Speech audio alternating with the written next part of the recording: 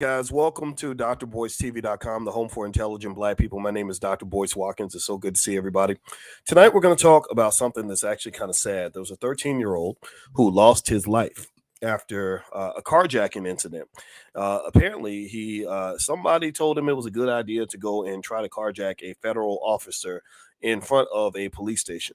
We're going to talk about that and not just what happened and the tragedy of it all, but also just ask ourselves what is going on in the community, what's going on in places like DC where the crime rates are out of control.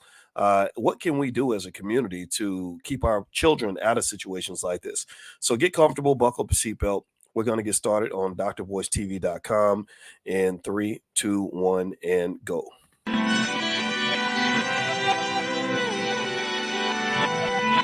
Here we are, clan the isms, cataclysm, great. Our people out here struggling, trying to make it in this state. Everybody out here doing it, but we the ones too late. Now family, we the ones who gotta delegate. Get that money in the power, never be fake. Stick to co-sign for 3. What did he say? Create jobs, support our own. Educate the same and buy back your home. Got 3 degrees, triple 10. 3 PhDs, now we on the CNN. DBTV, let's talk about negligence. Ignorance is bliss, but we can turn it to intelligence. Believe none of what you hear, half of what you see. Let's break it down here on Dr. Boyce TV. Here we are.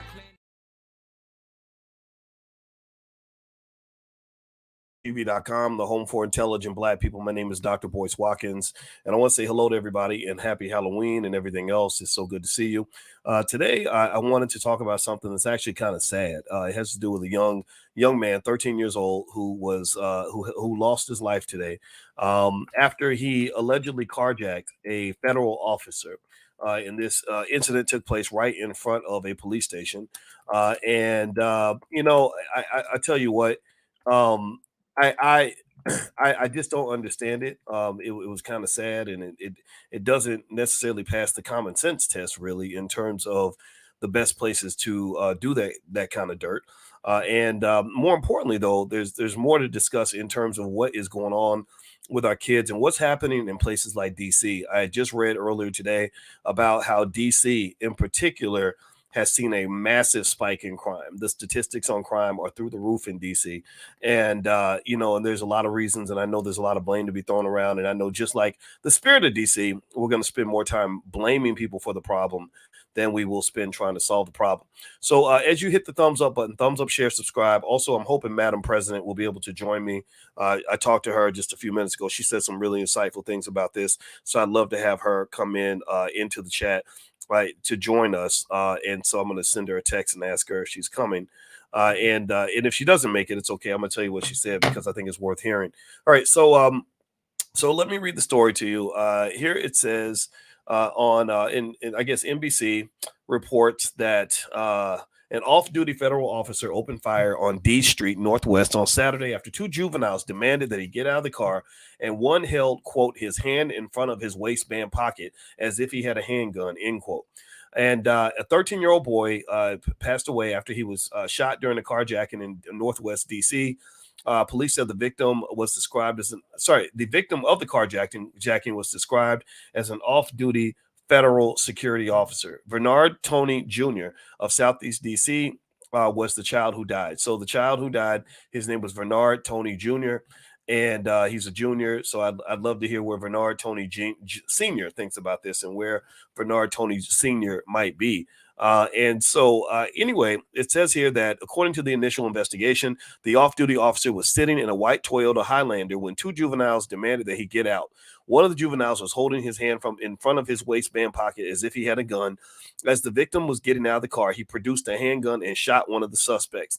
Tony was shot, and the other young person ran. So police said the off-duty officer was in his car before his work shift and that he legally owned his gun, and he is cooperating with the investigation. It was immediately clear for which agency he worked for. It was also unclear if he was in uniform at the time. The off-duty officer's gun was the only gun recovered from the scene. Police are still searching for the other young person. The scene of the shooting is just blocks from Capital One Arena, where the Washington Wizards were playing their season home opener. 2 sources familiar with the investigation say Tony was the child arrested in May in connection with a string of armed carjackings in Southeast D.C. He was 12 years old at the time. According to statistics from D.C. police, there have been 821 carjackings so far this year. Of the 134 people arrested, 84 have been juveniles. 84 have been juveniles. Now, what I'm going to do is I'm going to tell you what Madam President said that really got my attention, and I cannot disagree with her theory. So what Madam President said, and Madam President, I saw her at the All Black National Convention. She's a brilliant lady. You got to go follow her online. She basically said that she suspects, and I don't disagree, that these kids are being led, guided, controlled by some dusty ass adults that are sending these kids out to go do dirt on their behalf. Perhaps because the juvenile laws are different for people that are over the age of 18, or maybe children look more innocent than adults do, or whatever the case may be, or maybe children are more naive. But what I envision, and I agree with what Madam President said, is almost an Oliver Twist style manipulation of children that's happening all throughout this country, where you got these gangs of kids being sent out into the world to do things that are going to get them 100 years in prison or get them killed, or a life. When you get shot and you die, that is an automatic life sentence. That's worse than life in prison. Or an automatic death penalty. So this little boy got the death penalty because there's probably some adult somewhere. When a kid gets arrested, I think they said he was connected to how many carjackings was it? They said that he was connected to a string of carjackings. Now, I don't know how many would constitute a string, but a string certainly sounds like more than one or two or three. They said 12-year-old accused in a string of armed carjackings on one night in April. The boy and others are accused of flashing a gun at 3 sets of victims within 13 minutes. Within 13 minutes, this article says that this little boy, within 13 minutes, took off with 2 cars and carjacked 3 different people in 13 minutes. It says a 12-year-old boy is charged in a string of armed carjackings, authorities said. Not old enough to hold a driver's license, the boy was arrested and charged Thursday in connection to 9 crimes over a 6-week period in March and April. D.C. police say other people were involved in a number of crimes. The name of the boy was not released. I guess they released it now because now that little boy is not with us anymore. Now, this article is from May 5th, and here it is October. Now, I'm gonna admit I have some questions. First question I have is, I see this question in the chat. I see you, Latin girl. The first question any decent person is gonna ask is, where are your parents? Where's your mama? Where's your daddy? What's going on right now? The second question that you might want to ask is, why was he out in the street free to go carjack more people? Why was he, if in May you knew that he was connected to a string of carjackings, why is he running around the street still carjacking more people just a few months later? And here's the thing. All the liberals out here that want gun control, I can't align with your thinking, because if you're letting criminals run the street with weapons, carjacking people, well, most people are going to want to defend themselves. Most people don't want to sit around as sitting ducks, hoping that they win the cosmic lottery and don't end up as one of the victims of the carjacking, right? So ultimately, this is the society you live in. And here's the thing: all this was predictable. This spike in crime, everything else, it was completely predictable during the pandemic. Anybody remember how during the pandemic, people were running around acting like we don't need police officers for anything? Like, get rid of all the police. Police are all bad. I told y'all back then, I said, you're talking crazy right now. You got to sort the bad cops from the good cops, because first thing you're going to do, if somebody in there attacking your daughter, first thing you're going to do is you're going to want to call the cops. So why in the world would you disrespect the police officers that really are trying to put their lives on the line to defend you, and then just go deal with the bad cops, go deal with the criminal justice issue in an appropriate way? Don't let these crazy liberals get you out here looking stupid. These crazy liberals will have you out here looking like a big dummy. They'll have you supporting policies that will put your family in danger.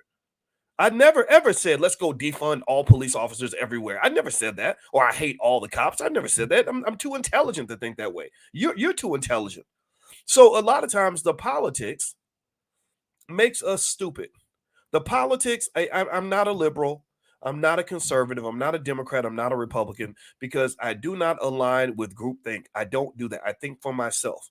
And it's crazy to me that there are so many people who are afraid to do that, or so many people who just go with the crowd. I don't know what to do. I can't help them. Maybe there's some sort of medication that we can give them. I don't know. But at the end of the day, all this was predictable. All this is the result of policies. All this is the result of you going along with whatever's trendy. The broken family that became trendy. It became trendy to say that I could be the mama and the daddy at the same time. No, you can't.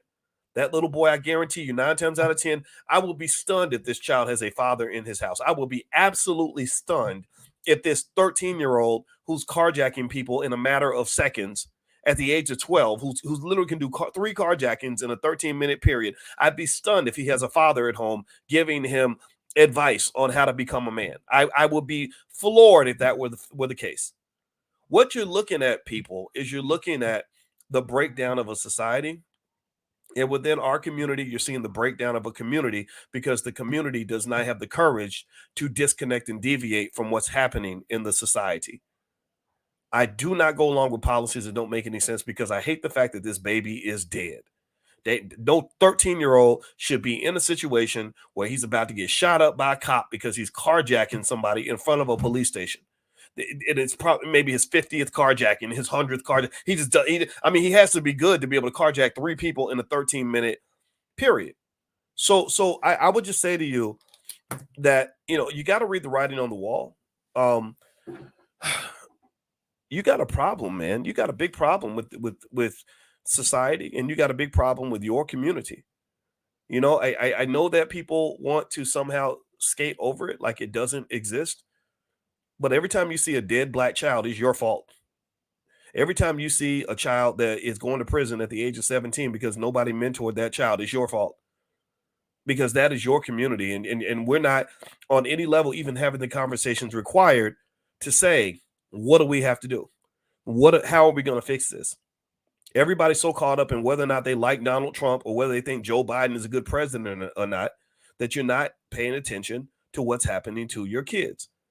It makes no sense that I can go to Chicago and the overwhelming majority of black children are coming out of school and can't even halfway read and write.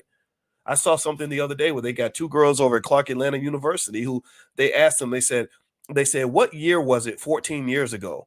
And one girl said 1999. And then the other one said, she said, no, 14 years ago. What year was it? And the other one said 2014. Like that's literally how poorly educated a lot of your young people are, and nobody's talking about it. And when I do talk about it, when people like me talk about it, you say, well, oh, you sound like a Trump supporter, which is about the dumbest crock of shit I've ever heard in my life. Or you say, oh, you're being uppity. It's like, what's uppity about wanting your children to be safe? There's nothing uppity about wanting your children to know how to read and write. There's nothing uppity about wanting black children to be as prepared as children from other communities. And so when I saw the situation with this kid, here's the thing you got to understand. It's 2023. Think about this for a minute. This little boy in D.C. who got shot and killed by a cop because he's carjacking a police officer in front of a federal building. He was born in 2010. He was a newborn baby just a few years ago. Just 6-7 years ago, he was in kindergarten, first grade, Head Start. And when he was in kindergarten, first grade, and Head Start, all the people that could have put him in a different trajectory, that could have loved him, supported him, and guided him, neglected their responsibility because y'all out here twerking. Y'all out here following the rappers. Y'all out here just going along with the Democratic Party or the Republican Party. You caught up in all this other nonsense. And right in front of your nose, they are sweeping up your children and turning them into people that cannot survive in this society. Now, I got Madam President in the green room. I'm about to bring her in here. If y'all could do me a favor, please hit the thumbs up button. Thumbs up, share, subscribe. You're watching drboystv.com, the home for intelligent black people. This podcast is on Spotify and Apple. So if you look up Boyce Watkins on Spotify and Apple, you can find it there. Also, I have a new book out called The 10 Commandments of Black Economic Power. You can get a copy at drboycebooks.com. So let me bring in Madam President really quick. All right, Madam President, how you doing? I'm doing well, Dr. Watkins. Thank you so much for having me. Yeah, well, let me say, I was very upset to hear the story about this kid. This kid who's he's 13 years old, He decided to Tony's his first name. I don't have his last name in front of Tony. I don't. You know what? Vernard Toney. I'm sorry, Vernard Toney Jr. He was 13 years old. He tried to carjack a federal officer in front of one of the federal buildings. The officer killed him, and now this little boy is in the morgue at the age of 13. Now, I don't know if you knew this also, Madam President, since you and I talked, but it turned out that he was connected to a string of carjackings back in May. So the police, he was already on the police radar. They already knew this kid had a problem, but apparently nobody intervened, and now he's dead. What say you, Madam President? Well, first of all, let's just say that we have these children out here that are wards of the state. They belong to nobody. You have a mother who's abandoned the child, a father who's abandoned the child, or a father who abandoned the mother. You know, I heard someone say that the first construct of pre-planning for children is selecting who you have children with. So now we have a child who is completely all by himself. He's surviving by himself. And there is no greater group of people. There's no group of people who is ready for a child like a bunch of lowlives, like somebody who has no sense of intellect, someone who has no sense of decency. Those are the only kind of people that would put a child in harm's way. Think about a 13-year-old. How many people you know that will literally look at a 13-year-old and say, I want you to ruin your life? That's some real crazy shit. But to look at a 13-year-old and be like, I want you to risk your life. I want you to go out and steal cars for me at 13 years old. But you know the kind of programming that's required there? That's why a lot of times the Black community are the group of people who consistently like to be like, oh man, you know, do whatever you want to do. It's all good. We just chilling. We 400, 500 years of chilling. And we the only group of people that have Trayvon Martins. We the only group of people that got George Floyd's. We the only group of people that have this young man right here. Name me an Asian kid at 13 that gets shot by the police because he's stealing cars. Well, his parents came here and set up shop in every Black neighborhood. He working back there. He ain't stealing cars. He already coming to America with some type of economic foundation. Meanwhile, we kicking it. We on BET having a good old time, and we the only group of people with a 13-year-old that gets killed for carjacking. How? That's real. That's very heavy. I mean, you know, it's a hard conversation, right? Because Black people have gone through so much historically, and the Black experience is just different from everybody else. And that's why we have those reparations conversations and all that. But one thing that I'm seeing here is that there's a lot of healing that needs to happen. You know, there's a lot of healing that hasn't occurred. And because when you think about this, how demented does an adult have to be to take a 10-year-old, 11-year-old kid? Because think about it, he was carjacking like a professional by the time he was 12. So that means he didn't start that job at 12 years old. He probably started at 9 or 10, being introduced to that culture where it even makes sense. Think about it. Give me a yes or no in the chat. Yes or no. How many of y'all at 12 years old could have went out and even came close to carjacking 3 people in a 13-minute period?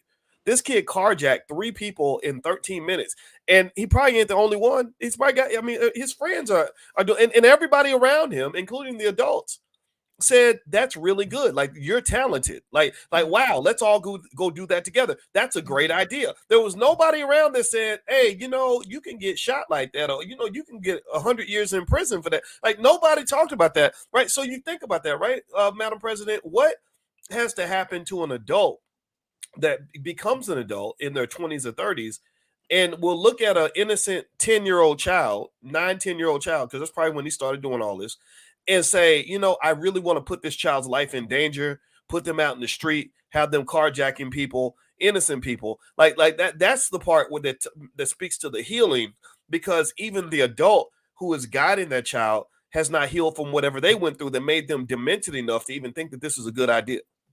Absolutely. And I love when you go here, we start talking about reparations, because now you're talking about a root issue. Why are we carjacking? Because we want money. We ain't carjacking because we love to just have cars. We carjacking because we want money. What is the foundation for money? Slavery in America. So run us our money. Money is the root to a lot of issues in most communities. And everybody gets a chance to look at Black folks and pretend that we are different from everyone else. Everybody wants money. Everybody wants money. Everybody needs money to survive, to have access to the things that they need access to. And we know the history behind every time we get money. We know what happens. Or every time we built our own infrastructure, we know that they bombed us, right? So let's just say something that we could do to start alleviating some of this behavior. And I know that my people are not going to like this, but it's time for us to cut off the dead weight.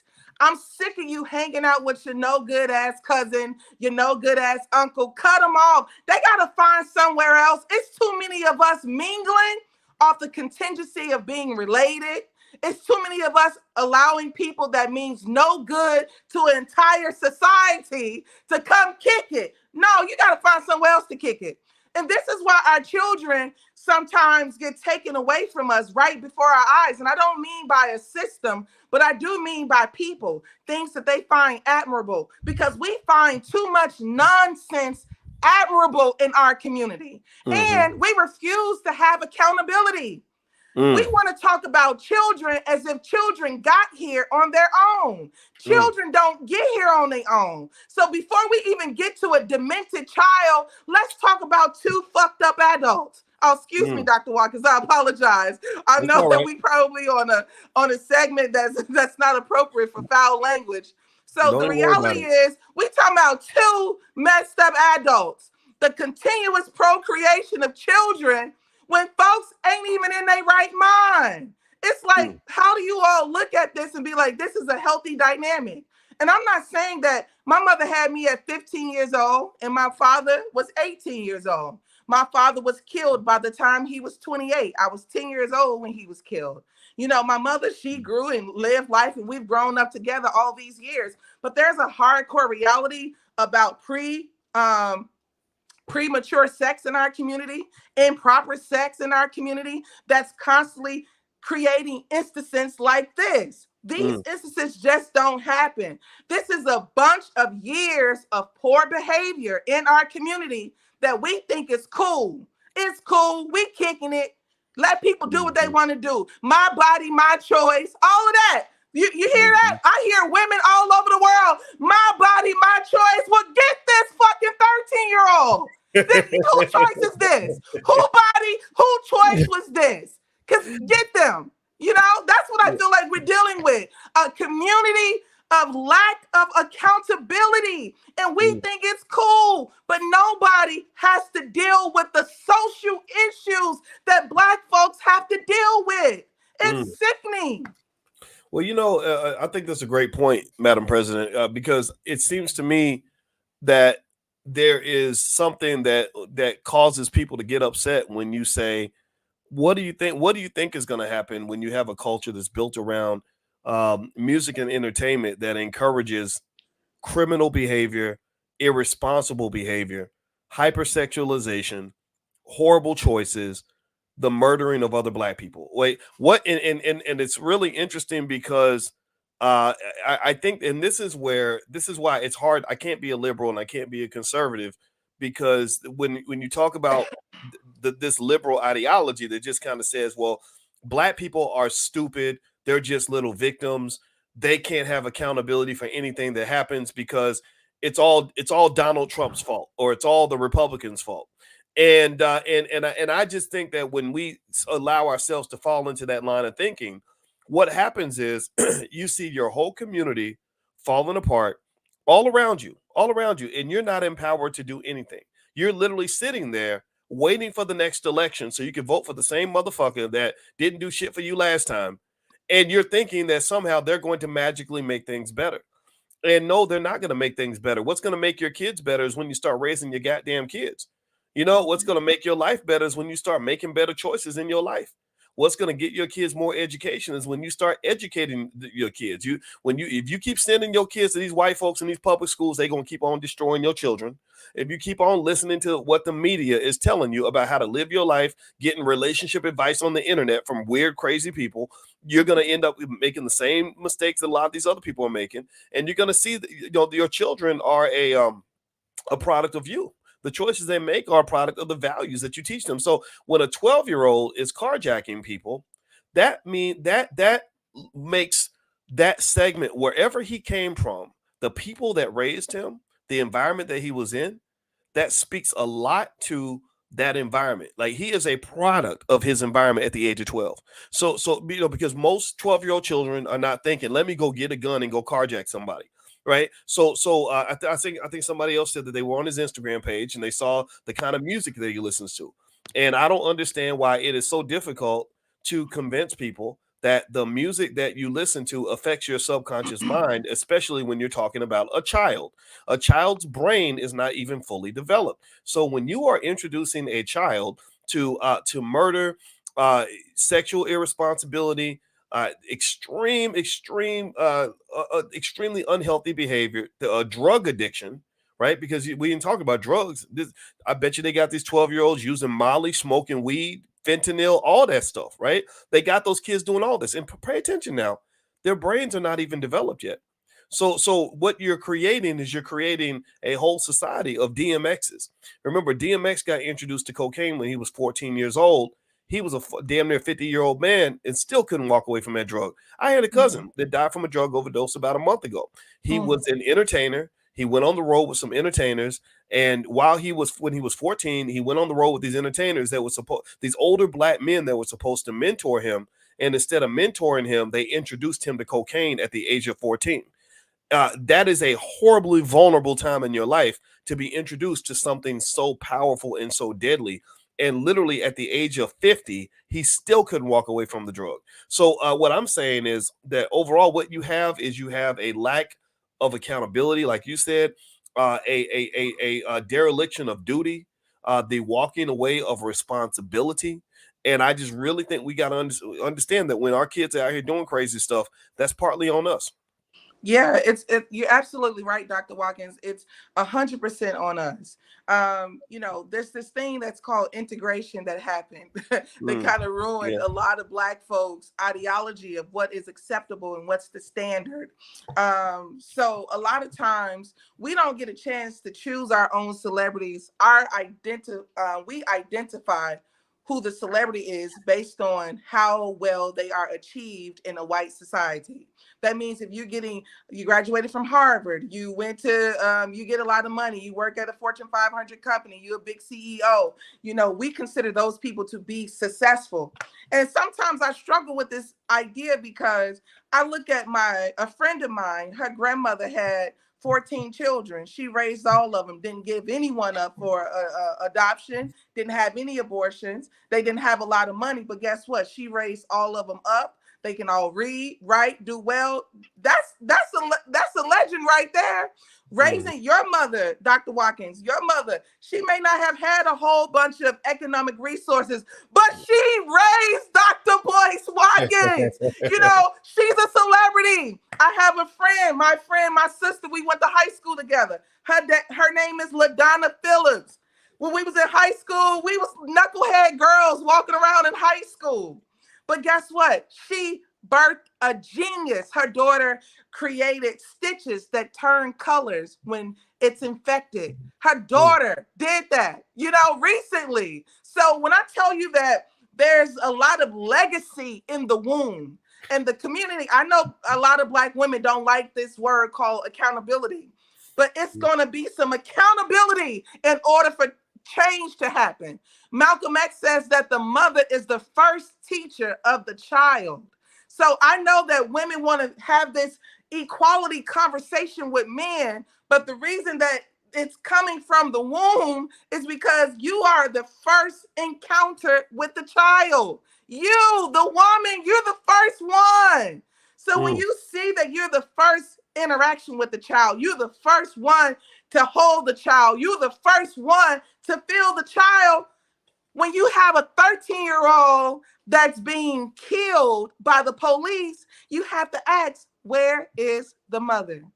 Where is the father? These people abandoned this kid. And I do know that we have children that's born as orphans. We have children that, that don't have any family. But as a community, we have to be accountable to our children. But we got to hold each other accountable. I mean, we want to be over-sexualized, but we want to pretend like we don't know that children come from sex. You want to keep popping vagina, and you want to keep bending over and keep drinking and act like you don't know what's going on. This is what's going on. The little boy, so I'm not okay with a very dumb culture. Dumb culture I don't think it's okay. I'm never going to pretend like folks having babies and not know where the babies are okay. This is a problem, and we're responsible. I know what white supremacy is, and I know what Black choice is. Some of the things we can choose, and we're not making the proper choices, especially to one another, and what we consider to be fame, what we consider to be fun, what we consider to be healthy. Think about this, Dr. Watkins. If you want to hang out and you tell folks, everybody come, hey, man, come on over here, get you a drink. If you say, no, man, I don't drink. They're like, man, you don't drink? They want to know what's wrong with you. But the question is, why the hell you need a drink every time we link up? What's wrong with you? I'm not here to say I'm anti-liquor. I'm not that, okay? But I'm just saying, we have this infatuation with a very, I think a woman said, with a very deadly culture. And let me tell you what one of my teachers told me in 7th grade. I will never forget this. My teacher, he didn't eat like hot dogs and hamburgers and stuff. He was a vegetarian. And I said, why you always, this was in 7th grade, Dr. Watkins, 7th grade. I said, why don't you ever have like any meat on your plate? He said, Chanel, I don't know if anybody telling you this in science. He said, but you can't eat a bunch of dead food and stay alive. This is in 7th grade, okay? So I said, wow, I never forgot those words. But as a community of people, we have to come to the realization that we can't do a bunch of deadly shit and think that we're going to have a lively culture. Get your kids, have some form of dignity about who you sleeping with. Have some choice about when you decide to birth children. Stop pretending like you don't have no control over your life, because that's a lie. Well, there you go. There you go. Being uppity again, having standards and stuff. Right. You black. You ain't supposed to have no standards. We supposed to be in the gutter. We supposed to stay push our kids in the sewer. Right. I'll tell you, it's Madam President, I think that what you're saying makes perfect sense. And by the way, I'm speaking with Madam President, and we're talking about this story in D.C. about a 13-year-old kid who was shot and killed by a federal officer after he carjacked him outside of a federal building. If you could do me a favor, please hit the thumbs up button, thumbs up, share, subscribe. Also put Madam President's Instagram. It's the number one, Madam President with a Z. Look it up. Follow her on Instagram. She does really good content on a regular basis. She's super smart, very good at what she does. And also this podcast is on Spotify and Apple. So if you look up my name on Spotify and Apple, you can find it there. So, one thing I was looking at too, Madam President, is that since the pandemic, there's been a spike in violent crime in D.C. In a year-to-date comparison in D.C., there has pretty much doubled the number of carjackings in D.C. D.C. has had a big problem this year with an increase in homicides and an increase in carjackings. Now, a lot of cities dealt with that same issue, especially a lot of the cities that were extra woke, like the Seattles and Oregon. Like I went to Seattle and Oregon, and the people there were talking about crimes that are happening there that never happened before. When you mix that with what's going on with fentanyl and people thinking that police are always bad, and then the police don't even want to do their job no more because everybody hates cops. It's really created like just this crazy, like every man for himself type of war zone where literally there are places I would not go. I would not feel safe going if I wasn't strapped. I remember being in Seattle with Monique, one of my god kids, and I remember being there and not feeling safe at all. I remember literally thinking I might have to kill somebody today because there was a guy that was kind of hovering around us and wouldn't go away, and we didn't have any other recourse. So anyway, one of the things I'm thinking about here is when you're talking about this whole crime thing, um, you know crime and culture, right? I wonder why it's so people think that you're uppity if you say something like, if you're promoting violence to kids when they're young and bad choices, all kinds of irresponsibility, why are you shouldn't be surprised that those kids start doing things that are going to get them sent to prison. Like just the fact that Tupac years ago, starting with Tupac, but people still have to do this. They literally have to go out of their way to explain to kids, no, prison is not fun. Like Tupac had to do it 25 years ago, or 30 years ago. But you talked about Kai Cenat, a famous internet influencer who's literally making prison look like almost like it's Disney World. So a lot of these kids literally grow up thinking that prison ain't that bad. And then they don't find out how terrible it is until the judge has given them this 80-year sentence. So now it don't matter. Now you're not going to be free again until you're 75, 90, 80, 90 years old. But what is going on with that? Why won't we confront that culture? Well, I think that what happens is, a lot of people that promote the culture of violence in music, they come from the environment. So they're promoting what they know. They come from the hardcore streets. So that's what they're rapping about. They come from that environment. So I understand that if you're going to write about what you are familiar with, right? So the problem becomes, why aren't our people a little bit more detached from the environment? Like, what makes you feel like it's okay? The drugging and then the violence. Like, why would we put a beat on it and dance to it? So that's the problem too. It's like, this isn't good stuff, but we've some kind of way made it really fun. So also, can we just talk about the prison, the school to prison pipeline? So it is so beneficial for the system of white supremacy to have young people make poor choices because they already banking on young people to go into prison in the first place. So we got these young men who have absolutely, and women, I'm not going to remove the young girls. We have young men and young women literally making juvenile choices, but they're making lifelong decisions. And what makes me feel have a little bit of empathy and sympathy for the youth is, when I was a young girl, when I was young, and I think everybody have a feeling of want to be a part of something. People want to be a part of something. Youth want to be a part of something. They want to be a part of family. I will never forget when I was in high school, I had a friend. We graduated out of high school. We played basketball together and things of that nature. But we graduated out of high school and we caught up one summer. I said, "What's going on with you? What's new?" She said, "Man, I went to jail." She said, "I can't even lie." She said, I met people in jail. She said, "They loved me. They cared about me." Do you understand that I had a friend? I want to talk to some intelligent people. I don't know if anybody has any form of intellect in the building tonight. But I'm telling you that I talked to somebody that was 19 years old that said that they had to go to jail to feel a family. Family. Wow. That's a problem. Yeah. We have problems in our community. You can go to see Beyonce at the Renaissance tour. You can go to your favorite NBA game, because I went to see LeBron James and the Hawks play last year and I enjoyed it. But when you get finished, we got problems. So when you get finished, we have problems. When people feel like, I'd rather commit a crime to go back to an environment that loves me than come home to a bunch of people who are ignoring me. So women, if you are a mother, because I'm a woman, so I'm talking to women, and I'll let Dr. Watkins talk to men. Women, if you are a mother and you have a child, take time and connect with your child every day. Every day. Yes, you may feel disconnected from them because you live in a different reality than they do. But you have a responsibility to that child to let them know that they have a mother in this world and they do not have to operate in this world like they are an orphan.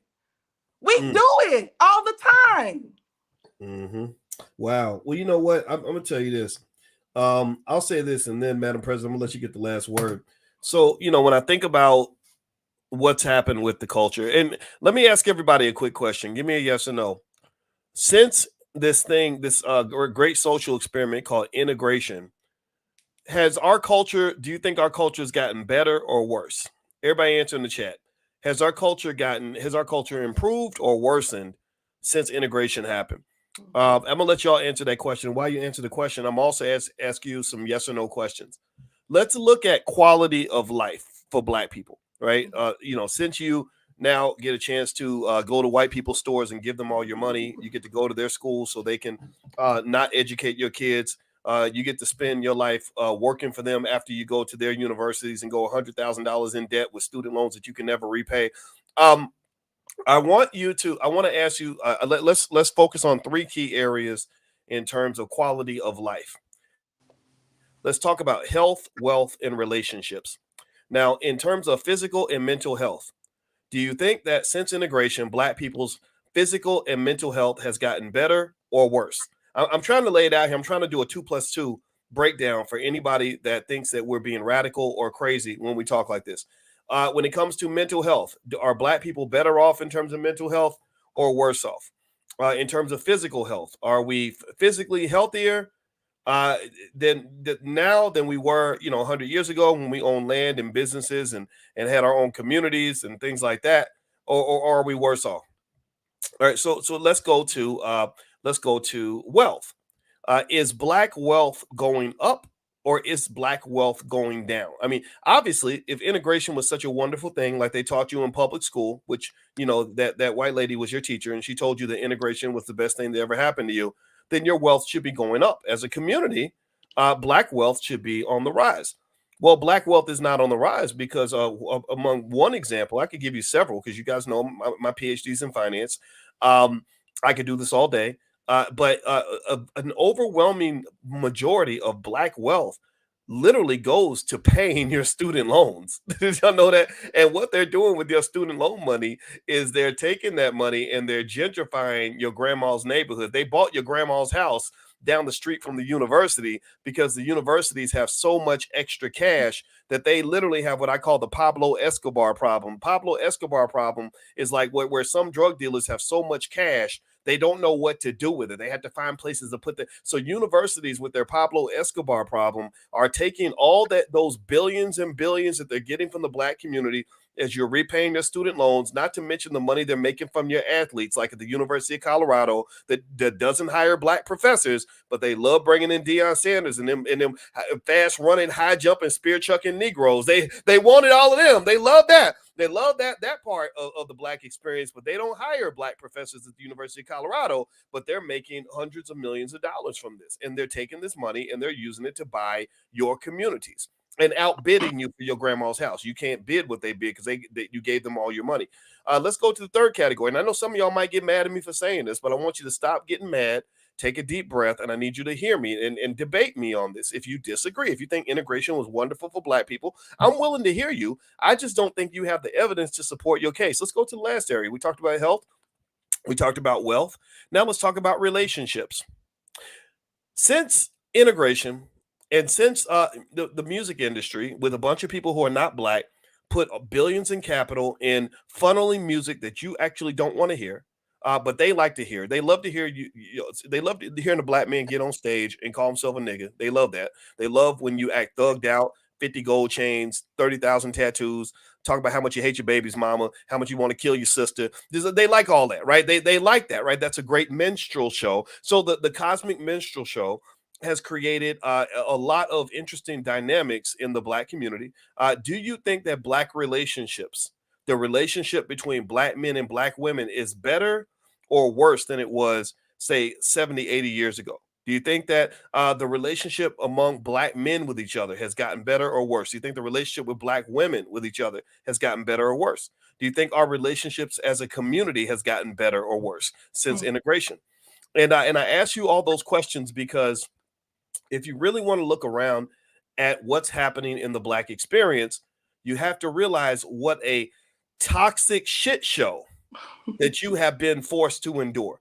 When you are sitting and you turn on the TV and you're seeing Chrissy and Rock and Blueface, or or Suki Hana, literally talking about doing horrible, nasty ass things in the bedroom, right? Or you're looking at your top rappers as Cardi B and Megan Thee Stallion. You can't be a top female rapper in Black America without twerking in the first 30 seconds of going on the stage. Even Janelle Monáe gave away all her class so she could pull her titties out so she can keep getting attention, right?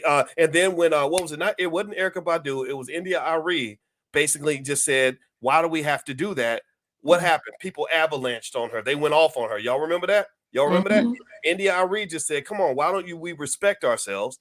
And they went off on her, right? And think about this. Pay attention now. A Black woman can't do what Taylor Swift is doing. Taylor Swift, her little skinny ass just became a billionaire, and she didn't have to twerk one single time.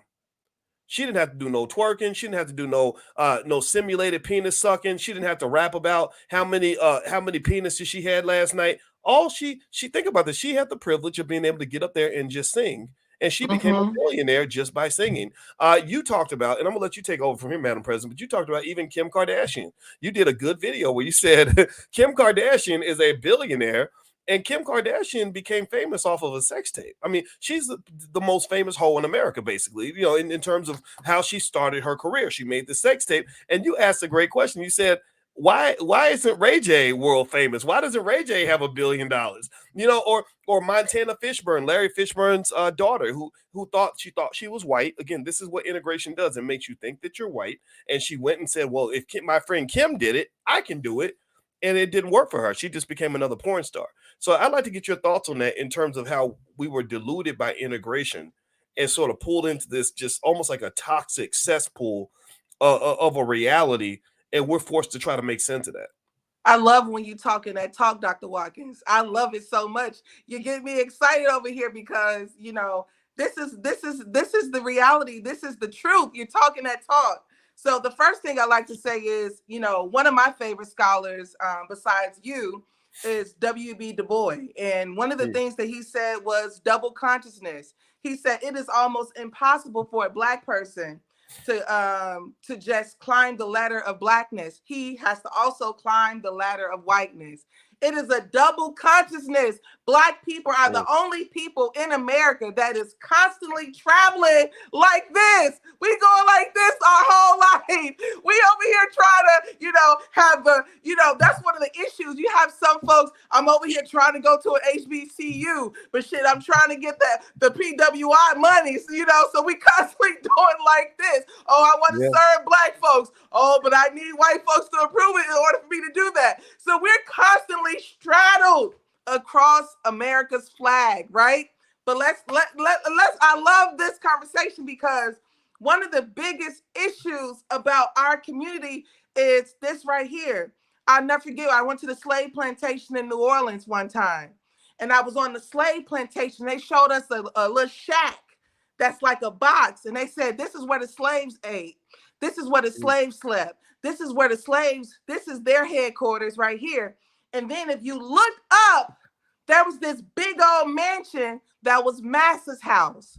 So the biggest misconception about the slaves' view is that Mass's house is the standard. I don't think y'all hear me, but they don't understand that in order for Massa to have his house, it's through your presence. It's through your labor. We should have stopped all this shit a long time ago. Stop it. I ain't sending my kids. I ain't putting my money in the bank. I ain't doing Uber. I ain't doing goddamn DoorDash. I don't give a damn. I ain't doing it. No. We are so infatuated with capitalism that we don't understand that it's working against us. We don't get it. I get it. Now, you've already taught me healthy capitalism. There's some parts of capitalism, it's going to happen and it can work. It doesn't have to be predatory. It can be healthy. But the issue with Black folks is when white people become your standard, you forget that you're the product. You can't be the product and have them as your standard. You got to fix that. So one of the things that I feel like in our community, the integration did for us, is called the most valuable Black. They choose the most valuable Black. This is what's so detrimental. Because if you look at LeBron James, and I like LeBron James, I'm a big fan. But what happens is it was 10 of them. 10 of them were athletes. Only one became LeBron James. You hear me?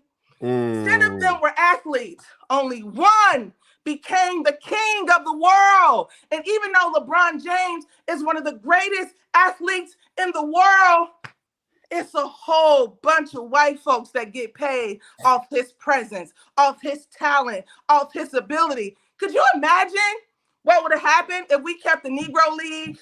But when they took Jackie Robinson, hey, I got me a ball player. It's over. And when they took the ball player, what happened is Black folks started going over there to their games.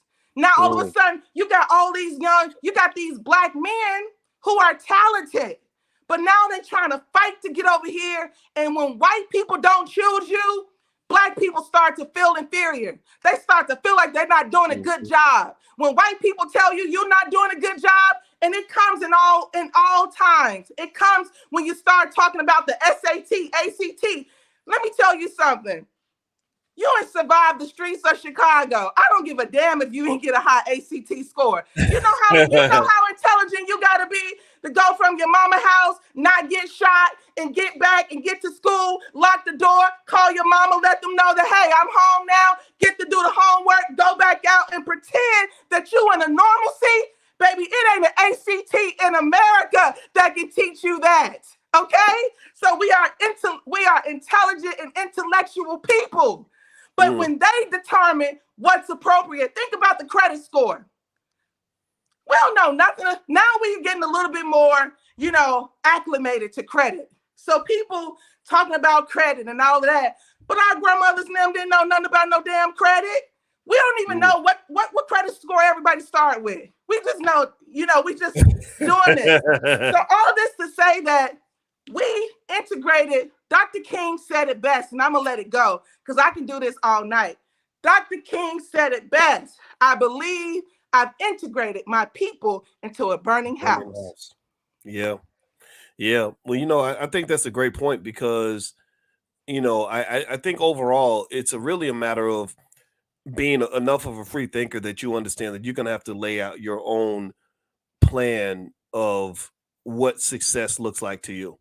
You have to define it for yourself and you got to achieve it for yourself. And so, because far too often, if you're sent to their institutions to be educated as a child, they're going to tell you what the goal is, what the standard is. And you're going to follow that standard. So the same way this little 12-year-old was misguided into thinking that his standard was to be able to carjack 3 people in 12 minutes, right? Which was a hugely misdirected way to use his obvious intellectual energy, right? Think about this. This kid was smart enough to be a doctor, lawyer, scientist, but instead somebody said you could really be good at carjacking. Well, I think that what we got to understand is that the same way this little 12-year-old boy was misled into taking his purpose and his destiny and his capability and misapplying it, millions of Black people are misled either by people within our community or outside our community to misapply our own genius, right? Your job, in my view, if you're Black, is to build your community. The most important job that a Black child is going to have when they grow up is being that of a husband a husband, father, mother, wife. That's going to be the most important job you have, not this stupid shit you got going on in the corporate plantation. They got y'all thinking, you mentioned that too, which I thought was brilliant. You said they sterilize Black women with corporate jobs and careers. They don't sterilize them medically anymore. They sterilize you by getting it stuck in your head that somehow having a good job is more important than raising a good child, or that having a great career is more important than having a healthy relationship or a healthy family. Now, I'm not saying people have to make a certain choice, but that job ain't yours. That company don't love you. You gonna work yourself into an early grave and die at your desk. and they're going to replace you the next week. There ain't no legacy at that job. There ain't no legacy at all that goes to your family. That's somebody else's legacy that you've been trained to pour into. So I'm not saying you shouldn't get the job. I'm just saying that you take that stuff way too seriously because you let somebody lie to you when you were a kid. If you go back to those three key areas, health, wealth, and relationships, what I would say to everybody in here is that if you want to have a quality existence on this earth, focus on those three areas. Focus on your physical and mental health. Figure out what's going to make me physically healthy. What do I need to eat? What kind of workout do I need to do? Whatever it is, your mental health, you got to heal. Healing is really important. You were probably traumatized, and it is undiagnosed trauma that causes us to harm each other the way that we do. All the chaos that you see, all the ridiculousness, all the stuff you see on reality TV where they pay these Negroes to act a damn fool, all that's nothing but undiagnosed trauma. All that is healing that never occurred. And then in terms of wealth, you got to learn your economics, and your economics does not start and end with getting on Master's plantation and hoping that he pats you on the head like a puppy for doing a good job. At some point, you got to own something. Also, that those resources have to be poured back into your community, and you got to understand economics at an early age, because if you get in a situation where you love money but don't know how to get money, then you're going to basically become a slave to the person who controls your money. So think about this: you love money but you don't know how to get money, so you're going to be a slave to the person who writes that check for you. They look at all our entertainers, ain't nothing but high-paid slaves. And then the third area, relationships. There are specific skills and tools you can pick up that will show you how to have better relationships with the people that matter to you, how to show up right for another brother or another sister. How do we resolve? How do we fix things? How do we partner and work together and build together? If you are traumatizing each other because you don't want to take the time to work on your ability to manage relationships, and then you end up becoming an island, then you are very easy to conquer, because the number one goal of white supremacy is to divide you so they can conquer you. That's why they wrote hundreds of slave laws that were designed specifically to make sure that black people never got together, that they never worked together, that their families never stayed together, that the men never loved the women, that the men never got along with the other men, the women never got along with the other women, and that you always stay fighting, because a community that's scattered is easy to control. Very easy to control. So when you integrate and you dilute yourself because you're off chasing these false dreams that they put in front of you, well, then you put yourself in situations where you're surrounded. So next thing you know, you're the only black person in the whole corporation. You got 200 other employees and you're the only black person because somebody told you that was a badge of honor. Well, now you have no strength. You're absolutely positively surrounded, and you're completely diluted in terms of your ability to have any say in the environment that you're in. You're going to be a product of your environment. Your environment will never be a product of you if you are the only Negro within a 100-mile radius. You have no power in that situation. So that's my 2 cents on it. Thank you, Madam President. It was great. I'll let you get the last word before we head on out. Oh, okay. Thank you so much for having me, Dr. Watkins. Thank you all for listening to me, and excuse me if I get really excited, but Black people excite me.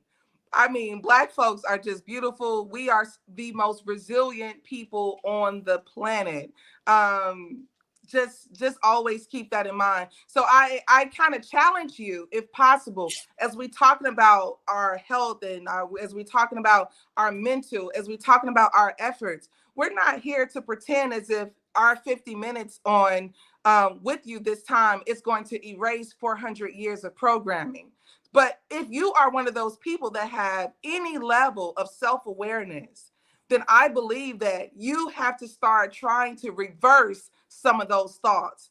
And I know that it's not easy, because a person who talks about white supremacy, a person who reads books on conflict resolution, I am challenged, I'm frustrated, and I'm too in the same country as you, trying to survive this big old America. So I encourage you to don't feel like that this is a perfect segue, but this is effort. And most of all, if you have children, connect with your children. Don't let this system connect with your children more than you.